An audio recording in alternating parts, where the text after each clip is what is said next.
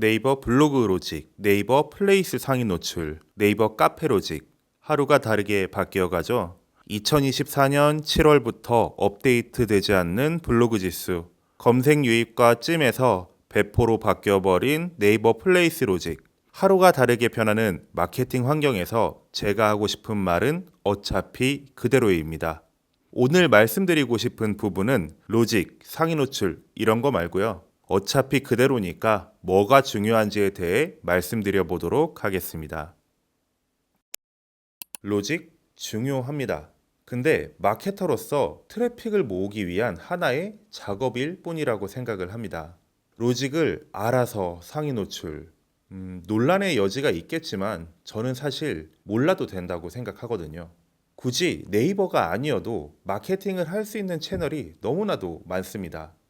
근데 네이버 안에서는 뭐 중요하니까 브랜드 블로그를 운영할 때 또 모르면은 안 되겠죠.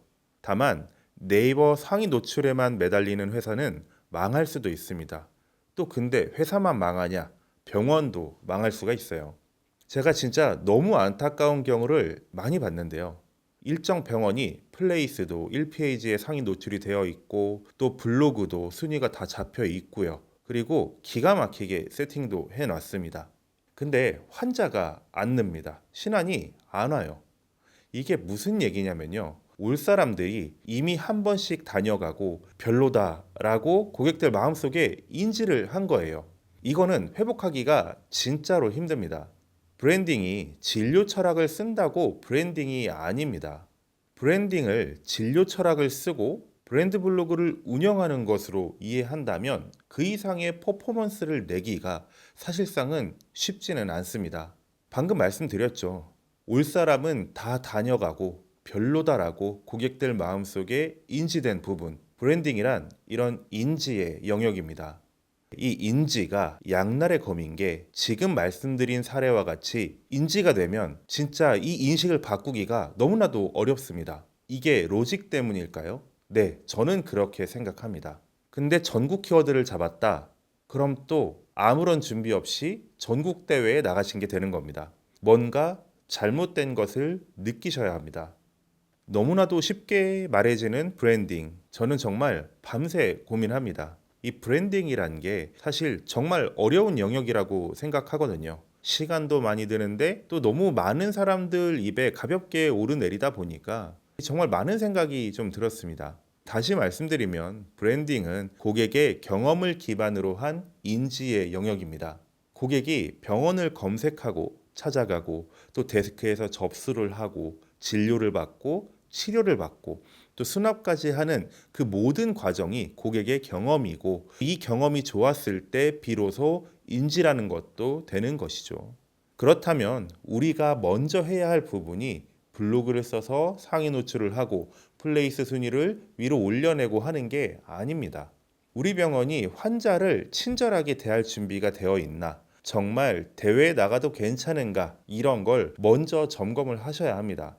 플레이스에는 뭘 하는 병원인지 잘 나와 있는지, 우리 병원에 오는 길에 어려움은 없었는지, 엘리베이터 주변에 정체가 심하지는 않았는지, 자동문은 잘 작동하고 있는지, 데스크는 친절한지, 앉았을 때 어떤 사이니지와 영상이 보이는지, 상담은 어떻게 진행되고 있는지, 비급여에 대한 안내는 어떻게 해야 고객이 부담을 느끼지는 않을지, 정말 미친 듯이 고민을 해야 이 브랜딩을 입에 올릴 수가 있습니다. 그러니까 브랜딩을 한다는 건 결국 사람을 이해한다는 겁니다. 원장님, 사람이 합리적이라고 생각하시나요? 사람이라는 종족이 합리적이었다면 마케팅이 없었을 겁니다. 브랜딩도 없었을 거고요. 공식처럼 다 같이 하면 같은 결과값이 나오니까요. 근데 당장 우리 책상 앞에 놓여 있는 물건들, 그리고 타고 다니는 차, 그리고 집안에 있는 소품과 가전들이 자세히 뜯어보시면 굳이 그런 걸 안 사도 됐었는데 산 것들이 꽤 많을 겁니다. 사람은 결국 합리적이지 않다는 거예요.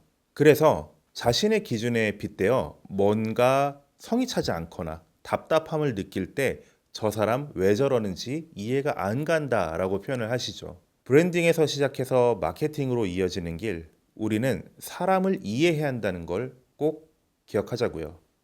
그래서 저는 사실 이 블로그나 플레이스, 당근마켓, 네이버밴드, 네이버 카페 이런 매체들을 하나의 도구라고 생각합니다.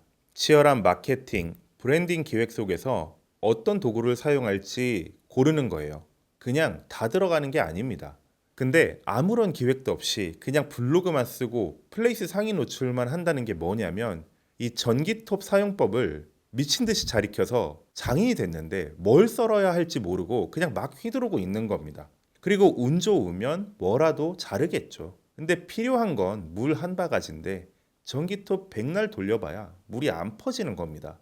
그래서 어떤 도구를 사용할지에 앞서 사람을 먼저 이해해야 하고요. 사람을 이해하는 데서 시작하는 브랜딩과 마케팅을 원장님들은 본질적으로 고민하셔야 한다는 겁니다. 옆 동네에서 범죄가 일어나도 내 손에 들린 컵라면이 부르면 그게 더 기분이 나쁜 게 사람입니다. 환율이 1,500원을 뚫을까 말까 또 뚫었다 안 뚫었다 경기가 어렵다 해도 당장 밤 9시까지 야근을 해야 하는 게 더 짜증나는 게 사람입니다. 이런 사람들에게 체외 충격파는 이렇게 좋다. 신경 차단술이 통증을 줄여준다. 춘하요법이 좋다. 이런 글들을 보여주면 어떻게 될까요? 그냥 넘어가고 마는 겁니다. 그래서 사람을 이해하는 것이 이 게임의 본질이라고 생각하시면 됩니다. 그리고 사람을 이해한다는 건, 그리고 마케팅을 한다는 건 그 사람의 문제를 해결한다는 거예요. 당장 아픈데 어떡하지? 나 증상이 너무 심한데 이거 당장 어떡하지? 다이어트 한약 부작용이 심하다는데 먹어도 될까? 진짜 먹어도 괜찮을까? 나 살 빼야 되는데. 허리 디스크가 너무 고질적인데 이거 정말 수술해야 할까? 콘텐츠에는 이런 환자들의 문제를 당장 해결해 줄 수 있는 해법이 담겨 있어야 되는 겁니다. 신경 차단술 받으세요. 체외 충격파 받으세요. 순화 받으세요. 약침 맞으세요. 도침이 좋습니다. 이런 걸로는 사람을 이해했다고 말할 수가 없습니다. 날카로운 시술 설명글이 아니라 날카로운 심리적 글을 써보세요. 그게 훨씬 낫습니다. 체외 충격파 기기 1억 원짜리 가져와도 신안이 안 느는 이유는 다 이런 원리라고 보시면 되겠습니다. 그래서 안 바뀔 겁니다. 과거에도 오늘도 그리고 미래에도 사람을 이해해야 한다는 마케팅의 본질은 변하지 않을 겁니다. 다시 한번 말씀드리면 블로그, 플레이스, 네이버 카페 등은 그저 도구에 불과합니다. 치열한 브랜딩 기획, 마케팅 기획, 그 속에서 현명하게 도구를 선택해야 한다는 걸 다시 한번 강조해 말씀드립니다. 로직이 중요하지 않은 것은 아닙니다. 다만 상위 노출만 보면 다소 위험할 수 있다는 말씀도 다시 한번 드립니다. 이제 막 시작된 2026년 원장님들의 병원이 환자들에게 더 많이 알려지길 진심으로 기원하겠습니다. 지금까지 올바른 마케팅을 향한 성실한 노력 블랭크필드 대표 김용규였습니다. 감사합니다. 오케이. 마이크 놓고 박수 한 번만.